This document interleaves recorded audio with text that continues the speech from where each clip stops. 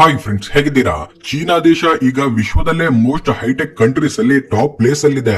Technology ತುಂಬಾನೇ ಅಭಿವೃದ್ಧಿಯಾಗಿರೋ ಚೀನಾದಲ್ಲಿ futuristic vehicles ನ ಪ್ರತಿದಿನ ಲಾಂಚ್ ಮಾಡ್ತಿದ್ದಾರೆ. ಇಲ್ಲಿ ಟ್ರಾನ್ಸ್ಪೋರ್ಟ್ ಗೋಸ್ಕರ ಉಪಯೋಗಿಸ್ತಿರೋ ವೆಹಿಕಲ್ಸ್ ಎಷ್ಟೊಂದು ಅಡ್ವಾನ್ಸ್ಡ್ ಆಗಿರ್ತವೆ ಅನ್ನೋದನ್ನ ನಿಮ್ಮಿಂದ ಊಹೆ ಮಾಡೋದಕ್ಕೂ ಆಗಿರಲ್ಲ. ಚೀನಾ ಪ್ರಾರಂಭಿಸಿರೋ ಈ ನ್ಯೂ ಜನರೇಷನ್ ಟ್ರಾನ್ಸ್ಪೋರ್ಟ್ ನ ನೋಡಿ USA ಸರ್ಕಾರ ಕೂಡ ಶಾಕ್ ಆಗಿದೆ. ಸೊ ಇವತ್ತಿನ ವಿಡಿಯೋದಲ್ಲಿ ಚೀನಾದಲ್ಲಿರುವ 10 ಫ್ಯೂಚರಿಸ್ಟಿಕ್ ವೆಹಿಕಲ್ಸ್ ಗಳ ಬಗ್ಗೆ ತಿಳ್ಕೊಳ್ಳೋಣ.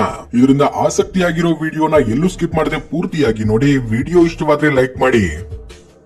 ಯಮಹಾ ಮೋಟೋರೈಡ್ ಇಂತಹ ಬೈಕ್ ನ ನೀವು ಈಗಿನವರೆಗೂ ನೋಡಿರಲು ಸಾಧ್ಯವಿಲ್ಲ.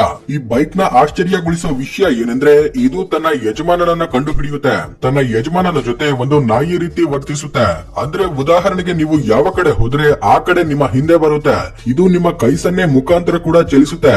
ಒಂದ್ ವೇಳೆ ನೀವು ಏನು ಮಾತನಾಡದೆ ಕೈಗಳಿಂದ ಹತ್ರ ಕರೆದ್ರೆ ಹತ್ರ ಬರುತ್ತೆ. ಹಾಗೇನೆ ದೂರ ಕಳಿಸಬೇಕು ಅಂದ್ರೆ ಕೈ ಸನ್ನೆ ಮಾಡಿದ್ರೆ ದೂರ ಹೋಗುತ್ತೆ. ಈ ಬೈಕ್ ತನ್ನ ಮುಂದೆ ನಿಂತಿರುವ ಪ್ರತಿ ವ್ಯಕ್ತಿಯ ಮುಖವನ್ನ ಗುರುತಿಸುತ್ತೆ. ಯಾಕಂದ್ರೆ ಈ ಬೈಕ್ ಅಲ್ಲಿ ಹಲವಾರು ಕ್ಯಾಮೆರಾಸ್ ಹಾಗೂ ಮೋಷನ್ ಡಿಟೆಕ್ಟಿಂಗ್ ಸೆನ್ಸಾರ್ಸ್ ನ ಅಳವಡಿಸಿರ್ತಾರೆ. ಈ ಬೈಕ್ ನ ಕೇವಲ ಆ ಬೈಕ್ ಓನರ್ ಮಾತ್ರ ಡ್ರೈವ್ ಮಾಡಲು ಸಾಧ್ಯವಾಗುತ್ತೆ. ಈ ಬೈಕ್ ಸೆಲ್ಫ್ ಬ್ಯಾಲೆನ್ಸಿಂಗ್ ಸಿಸ್ಟಮ್ ನ ಹೊಂದಿರುತ್ತೆ. ಈ ಫೀಚರ್ ಇಂದಾನೆ ಈ ಬೈಕ್ ಕೆಳಗಡೆ ಬೀಳೋದಿಲ್ಲ.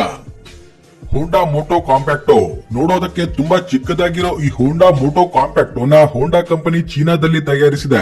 ಈ ವೆಹಿಕಲ್ ಅಲ್ಲಿ ಒಬ್ಬ ವ್ಯಕ್ತಿ ಮಾತ್ರ ಕುಳಿತುಕೊಳ್ಳಬಹುದು. ಇದನ್ನ 2023 ಸೆಪ್ಟೆಂಬರ್ ತಿಂಗಳಲ್ಲಿ ಲಾಂಚ್ ಮಾಡ್ತಾರೆ.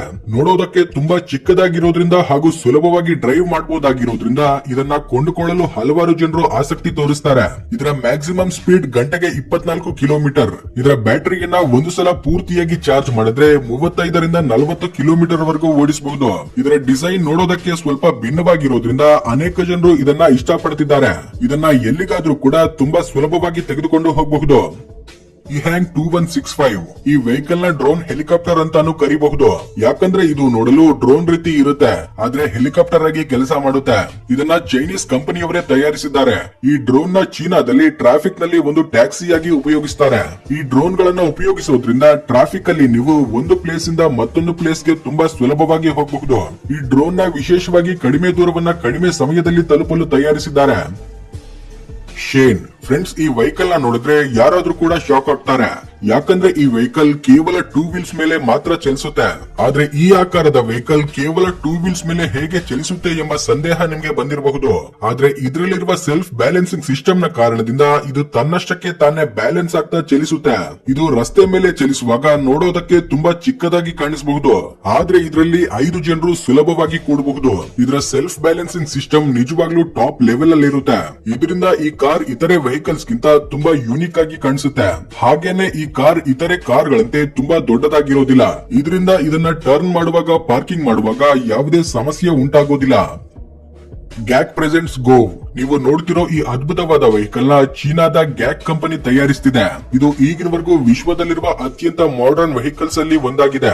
ಯಾಕಂದ್ರೆ ಈ ವಾಹನ ನೆಲದ ಮೇಲೆ ಒಂದು ಕಾರ್ ಅಂತೆ ಚಲಿಸುತ್ತೆ. ಮತ್ತೆ ಕಾರ್ ಮೇಲಿರುವ ಈ ಡ್ರೋನ್ ಒಂದು ಹೆಲಿಕಾಪ್ಟರ್ ರೀತಿ ಹಾರುತ್ತೆ. ಈ ರೀತಿ ಈ ಒಂದು ವೆಹಿಕಲ್ ಅಲ್ಲೇ 2 ಫೀಚರ್ಸ್ ಇರ್ತವೆ. ಆದ್ರೆ ಇದರಲ್ಲಿ ಒಂದು ಬಾರಿಗೆ ಒಬ್ಬ ವ್ಯಕ್ತಿ ಮಾತ್ರ ಕುಳಿತುಕೊಳ್ಳಬಹುದು. ನಮಗೆ ಬೇಕಾದಾಗ ಈ ಡ್ರೋನ್ ವೆಹಿಕಲ್ ಇಂದ ಸಪರೇಟ್ ಆಗುತ್ತೆ. ಇದೇ ಫೀಚರ್ ಇಂದ ಇದು ತುಂಬಾನೇ ಯೂನಿಕ್ ಆಗುತ್ತೆ. ಒಂದ್ ವೇಳೆ ರಸ್ತೆ ಮೇಲೆ ಡ್ರೈವಿಂಗ್ ಮಾಡುವಾಗ ನೀವು ಟ್ರಾಫಿಕ್ ಅಲ್ಲಿ ಸಿಕ್ಕಾಕೊಂಡ್ರೆ ಈ ಡ್ರೋನ್ ಸಹಾಯದಿಂದ ಅಲ್ಲಿಂದ ತಪ್ಪಿಸಿಕೊಳ್ಳಬಹುದು. ಸ್ಕೈ ಟ್ರೈನ್ ನಾವೆಲ್ಲರೂ ಟ್ರೈನ್ ಅಲ್ಲಿ ಖಂಡಿತವಾಗ್ಲೂ ಪ್ರಯಾಣಿಸಿರ್ತೇವೆ. ಆದ್ರೆ ನೀವೆಂದಾದ್ರೂ ಗಾಳಿಯಲ್ಲಿ ತಲೆ ಕೆಳಗಾಗಿ ಪ್ರಯಾಣಿಸುವ ಟ್ರೈನ್ ಗಳನ್ನ ನೋಡಿದ್ದೀರಾ? ತಲೆ ಕೆಳಗಾಗಿ ಪ್ರಯಾಣಿಸುವ ಈ ಟ್ರೈನ್ ನ ನೋಡಿದ್ರೆ ತುಂಬಾನೇ ಆಶ್ಚರ್ಯವಾಗುತ್ತೆ. ಕೆಲ ವರ್ಷಗಳ ಹಿಂದೆ ಚೀನಾದಲ್ಲಿ ಇಂತಹ ಟ್ರೈನ್ ಗಳು ಪ್ರಯಾಣಿಸ್ತಿವೆ. ಈ ಟ್ರೈನ್ ಗಳನ್ನ ನೋಡಿದ ಮೇಲೆ ನಿಮ್ಮಲ್ಲಿ ಅನೇಕ ಜನರು ಟ್ರೈನ್ ತಲೆ ಕೆಳಗಾಗಿರುವಾಗ ಅದರಲ್ಲಿ ಪ್ರಯಾಣಿಕರು ಹೇಗೆ ಕುಳಿತುಕೊಂಡಿರ್ತಾರೆ, ಅವರು ಕೂಡ ತಲೆ ಕೆಳಗಾಗಿ ಕೂತಿರ್ತಾರ ಎಂಬ ಸಂದೇಹ ಬಂದಿರಬಹುದು. ಆದ್ರೆ ಆ ರೀತಿ ಇರೋದಿಲ್ಲ. ಯಾಕಂದ್ರೆ ಟ್ರೈನ್ ಒಳಗಡೆ ಹೋಗಿ ನೋಡಿದ್ರೆ ಎಲ್ಲಾನು ಅರ್ಥವಾಗುತ್ತೆ. ಅದರಲ್ಲಿ ಕೂತಿರುವವರೆಲ್ಲರೂ ಕೂಡ ನಾರ್ಮಲ್ ಆಗಿ ಟ್ರೈನ್ ಅಲ್ಲಿ ಕೂತಂತೆ ಕೂತಿರ್ತಾರೆ. ಆದ್ರೆ ಟ್ರೈನ್ ಮಾತ್ರ ತಲೆ ಕೆಳಗಾಗಿ ಬ್ರಿಡ್ಜ್ ಕೆಳಗಡೆಯಿಂದ ಚಲಿಸುತ್ತೆ. ಈ ಟ್ರೈನ್ ಗಳಿಂದ ಟ್ರಾಫಿಕ್ ಸಮಸ್ಯೆಯನ್ನ ತಡೆಗಟ್ಟಬಹುದು. ಇದಕ್ಕಾಗಿ ಇಂತಹ ಬ್ರಿಡ್ಜ್ ಗಳನ್ನ ಚೀನಾ ಸರ್ಕಾರ ತಮ್ಮ ಸಿಟಿಗಳಲ್ಲಿ ನಿರ್ಮಿಸುತ್ತಿದೆ. ಈ ಬ್ರಿಡ್ಜ್ ಗಳನ್ನ ಕನ್ಸ್ಟ್ರಕ್ಟ್ ಮಾಡಲು ಚೀನಾಗೆ ತುಂಬಾ ಹಣ ಖರ್ಚಾಗಿದೆ. ಹಾಗೂ ಈ ಟ್ರೈನ್ ಸ್ಪೀಡ್ ಗಂಟೆಗೆ 60 ಕಿಲೋಮೀಟರ್ ಅಷ್ಟಿರುತ್ತೆ. China BYD Yangwang S. Friends, ನೀವು ನೋಡ್ತಿರುವ ಈ ಕಾರ್ನ ಚೀನಾದಲ್ಲೇ ಮೊದಲನೇ ಬಾರಿಗೆ ಲಾಂಚ್ ಮಾಡ್ತಾರೆ. ಈಗ ಇದು ವಿಶ್ವದಲ್ಲೇ ಮೋಸ್ಟ್ ಫ್ಯೂಚರಿಸ್ಟಿಕ್ ಕಾರ್ಗಳಲ್ಲಿ ಒಂದಾಗಿದೆ.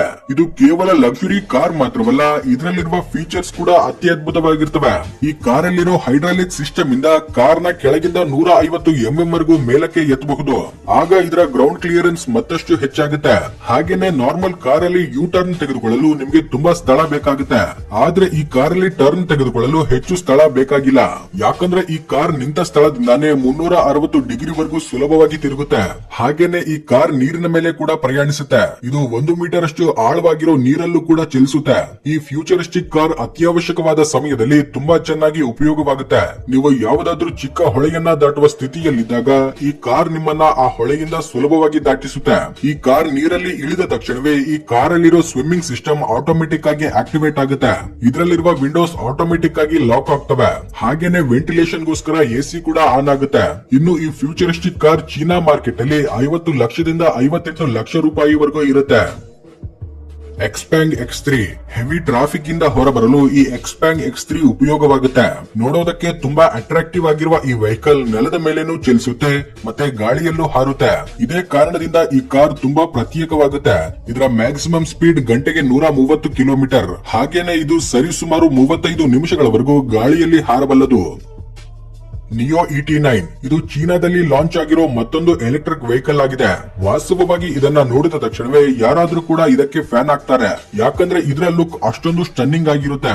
ಈ ಸ್ಪೋರ್ಟ್ಸ್ ಕಾರ್ ನ ಮ್ಯಾಕ್ಸಿಮಮ್ ಸ್ಪೀಡ್ 256 km/h. ಇದರಲ್ಲಿರೋ ಹೈಡ್ರಾಲಿಕ್ ಸಸ್ಪೆನ್ಷನ್ ಈ ಕಾರ್ ಮೇಲೆ ಬಿದ್ದಿರುವ ಮಂಜನ್ನ ಆಟೋಮೆಟಿಕ್ ಆಗಿ ತೊಲಗಿಸುತ್ತೆ. ಈ ಕಾರಲ್ಲಿ ಇದೊಂದೇ ಫೀಚರ್ ಅಲ್ಲ, ಮತ್ತೊಂದು ಸ್ಟನ್ನಿಂಗ್ ಫೀಚರ್ ಕೂಡ ಇದೆ. ನೀವಿಲ್ಲಿ ನೋಡ್ತಿರುವ ಈ ಕಾರ್ ಮೇಲೆ ಡ್ರಿಂಕ್ಸ್ ಗ್ಲಾಸ್ ನ ಈ ರೀತಿ ಅರೇಂಜ್ ಮಾಡಿ ಆ ಕಾರ್ ನ ಸ್ಪೀಡ್ ಬ್ರೇಕರ್ ಮೇಲಿಂದ ಡ್ರೈವ್ ಮಾಡಿದ್ರು ಕೂಡ ಆ ಗ್ಲಾಸ್ ಗಳು ಸ್ವಲ್ಪ ಕೂಡ ಅಲುಗಾಡೋದಿಲ್ಲ. ಇದರಿಂದಾನೇ ಗೊತ್ತಾಗುತ್ತೆ ಈ ಕಾರಲ್ಲಿ ಪ್ರಯಾಣಿಸೋದು ಎಷ್ಟೊಂದು ಕಂಫರ್ಟಬಲ್ ಆಗಿರುತ್ತೆ ಅಂತ. ಇನ್ನು ಈ ಕಾರ್ನ ಬೆಲೆ ಸರಿ ಸುಮಾರು 95 ಲಕ್ಷ ರೂಪಾಯಿ ಇರುತ್ತೆ. ಫ್ಲೈಯರ್ ಫ್ರೆಂಡ್ಸ್, ಇದು ಚೀನಾದಲ್ಲಿ ಮ್ಯಾನುಫ್ಯಾಕ್ಚರ್ ಆಗುವ ಒಂದು ಟ್ರಾನ್ಸ್ಪೋರ್ಟ್ ವೆಹಿಕಲ್ ಆಗಿದೆ.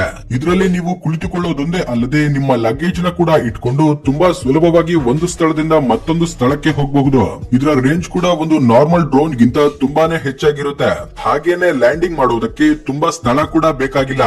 ಈ ಫ್ಲೈಯರ್ ನ ತುಂಬಾ ಕಡಿಮೆ ಜಾಗದಲ್ಲಿ ಕಂಫರ್ಟಬಲ್ ಆಗಿ ಲ್ಯಾಂಡ್ ಮಾಡಬಹುದು.